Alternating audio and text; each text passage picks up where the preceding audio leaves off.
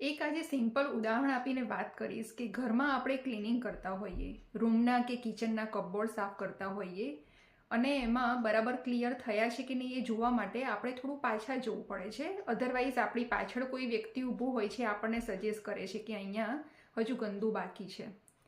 એવી જ રીતે આપણે ઘરમાં પોતું કરીએ તો આપણું પાછળ ઊભેલું વ્યક્તિ આપણને કહે છે કે અહીંયા હજુ સાફ કરવાનું બાકી છે. આ ઉદાહરણ આપણા જીવનમાં ઉતારીએ તો આપણે બધા જ એટલી દોડધામમાં હોઈએ છીએ કે કોઈ પણ પરિસ્થિતિમાં હેરાન થતા હોય, પણ એમાં આપણે એક સ્ટોપ પોઈન્ટ લઈને થોડા પાછા જઈને વિચારતા નથી, પણ કન્ટિન્યુઅસ એ વસ્તુની આપણે કમ્પ્લેન કર્યા કરીએ છીએ. પછી આ તમે કોઈ વ્યક્તિઓની એટલી લાગણી સાથે અટેચ થયેલા હોય અને સામેવાળું વ્યક્તિ સમજે નહીં કે તમે લાઈફમાં સ્ટ્રગલ કરતા હોય અને તમને સક્સેસ મળતી ના હોય કે ઘણી બીજી બધી પરિસ્થિતિ. લાઈફમાં ઘણીવાર આપણે ઊભા રહેવું અને થોડું 4 સ્ટેપ પાછા જવું પણ જરૂરી છે.